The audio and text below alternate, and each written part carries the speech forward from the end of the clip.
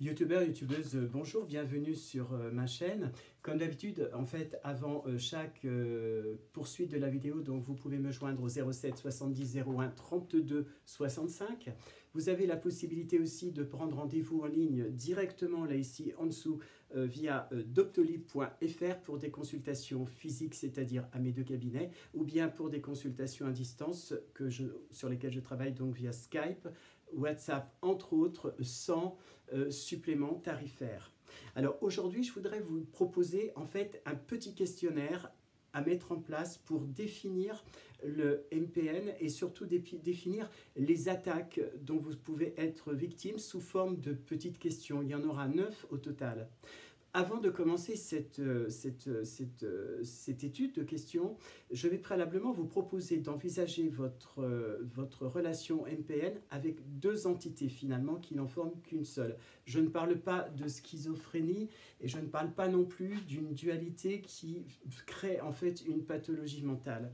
Pas du tout. Pour faciliter donc la compréhension du manipulateur, il faut déjà comprendre que ce n'est pas votre partenaire, puisque la problématique MPN, elle vient de votre partenaire, mais vous ne serez pas capable, tant que vous n'avez pas fait la dissociation entre les deux personnes, eh bien, de pouvoir venir à bout de ce questionnaire et a fortiori d'arriver à pouvoir vous en sortir. D'ailleurs, il est bon à savoir, comme je le dis au fur et à mesure des vidéos, que vous ne pouvez rien faire pour lui, mais vous pouvez au contraire tout faire pour vous. Voilà. Donc, je vais commencer par la séparation donc d'avec le MPN, en l'occurrence du détachement, de la fin de la relation et de la période de protection. Pour ce faire, je vais vous proposer, pour prendre simplement conscience de ce qui vous arrive, de faire finalement un petit questionnaire, comme je vous l'ai dit, de 9 questions. Mettez-vous face à vous-même dans un espace de sérénité lorsque le MPN n'est pas là, etc. Enfin bref, dans un espace où vous êtes vraiment disponible pour pouvoir réfléchir à ce que vous êtes en train de vivre. Alors, essayez par exemple de vous poser la question, observez comment vous êtes traité, observez les méthodes de contrôle du manipulateur et établissez une liste de cette façon de contrôler pour la première partie. La deuxième partie, et c'est peut-être la plus compliquée, devenez de plus en plus distant, parlez moins, partagez moins de vos sentiments et opinions. Le but de cette manœuvre est de vous détacher finalement du manipulateur en diminuant votre attache émotionnelle et par la même occasion de diminuer les situations où vous pourriez être pris pour cible par rapport à ces attaques. Voilà. En gros, neutralité, distance, et vous allez voir la suite, elle est encore plus intéressante puisque du coup vous êtes censé aller vers une sorte de jeu. Ça, je l'ai dit à chacune de mes vidéos depuis des mois, le plus important c'est de contacter prudemment famille ou amis. Donc contactez des gens qui sont vraiment les plus proches de vous, pour pouvoir en fait pour compter sur leur aide et dites-leur ce dont vous avez besoin, peut-être même un endroit où vous retirez, et encore pour obtenir donc de la protection familiale et même une aide financière parce que chacun ou chacune des victimes du MPN peut être dans cette situation transitoire extrêmement compliquée qui va précariser sa situation. En quatrième, je dirais que si vous avez peur de l'abus ou des représailles, renseignez-vous concernant les options juridiques de l'éloignement ou de l'astreinte ou des astreintes de nos contacts. Dans la prochaine vidéo, j'ai découvert un texte de loi qui peut être intéressant, ainsi qu'une possibilité qui a été mise en place, mais très récemment, qui va peut-être pouvoir vous permettre d'arriver à cette solution. En cinquième, je dirais que si le MPN a tendance à détruire vos projets, vos objets, sauvez en fait vos objets de valeur, c'est-à-dire les choses auxquelles vous tenez. Un exemple, récemment, dans le cadre d'une manipulation, une patiente s'est vue finalement dépouillée d'objets auxquels elle tenait par on casse, on met de côté, on abîme, pour atteindre en fait les sentiments de sa victime, pour la mettre dans une situation extrêmement compliquée. Vous pouvez aussi prendre certains objets dans cette période de détachement que vous pouvez par exemple aller cacher chez des amis, chez des proches.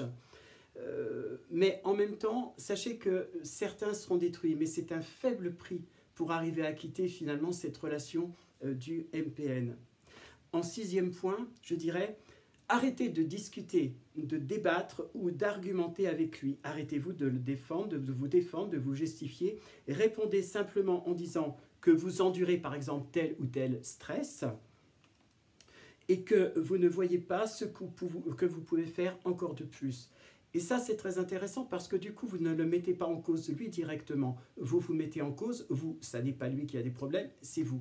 C'est pas, le fond n'est pas de vous, une fois de plus, de vous humilier par rapport à lui et de douter de votre attitude de réaction. C'est beaucoup plus accepter de faire un peu comme à la guerre, on va dire des concessions, mais pour votre propre équilibre, sachant que vous êtes dans la phase de départ et que les choses commencent à prendre de l'importance.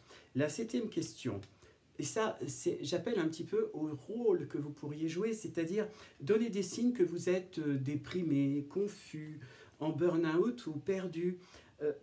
Rappelez-vous que le manipulateur ne prendra jamais sa responsabilité dans ce qu'il est en train de vous arriver et dans ce qui se passe dans votre relation.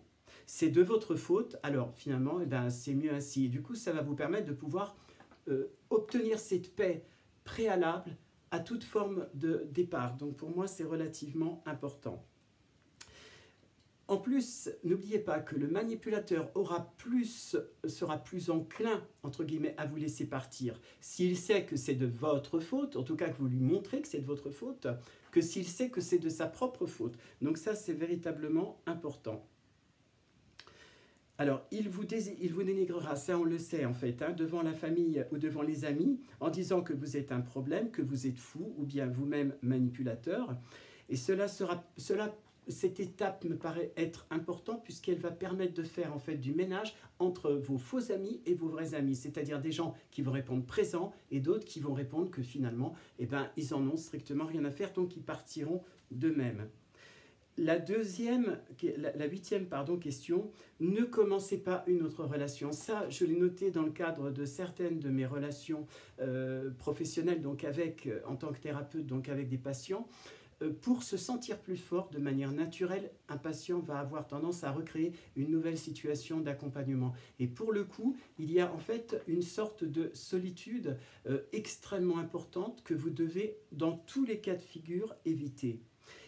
En fait, cela risquerait même de compliquer votre situation en augmentant la colère du MPN. S'il sait que vous le quittez pour quelqu'un d'autre, ça va être la catastrophe.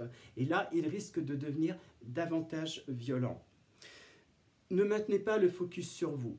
Comme d'habitude, il faut, comme je vous l'ai dit, en fait, courber les chines. Montrer que tout ce qui arrive est de votre faute et pas de celle du MPN. Si vous avez des enfants avec le manipulateur, comme je l'ai dit dans la vidéo, maintenez-le aussi loin possible que de votre vie privée. Comment? Si par exemple le MPN vient à avoir des droits de visite par rapport aux enfants, ne laissez jamais le MPN rentrer dans votre appartement, quelle que soit la situation. Accordez-lui de vous voir dehors, de parler des enfants dehors, si possible dans un lieu public où il y ait le plus de monde. N'écoutez pas ses reproches, n'écoutez pas tout ce qu'il a à dire, ça me semble être véritablement important. Le principal étant de garder un strict minimum de rapport pour les enfants par exemple. Et surtout, s'il vient à vous poser des questions sur votre nouvelle vie, en aucun cas vous ne lui répondrez. Quand le manipulateur commencera à vous poser des questions sur vos changements de comportement, dites simplement que vous êtes confus, déprimé, émotionnellement épuisé et que cela finalement va poser la base de la fin de votre relation. Rappelez-vous encore avant de terminer que le manipulateur en aucun cas va prendre conscience de sa responsabilité dans ce que vous êtes en train de vivre. Je vous ai proposé de faire en fait un jeu qui n'est pas une contre-manipulation, mais qui est simplement de pouvoir vous tenir à l'écart, protéger au maximum votre départ, l'organiser dans tous les sens du terme, prendre soin de vous protéger avant toute chose. À bon entendeur, à très très bientôt. Merci pour m'avoir écouté. Ciao, ciao!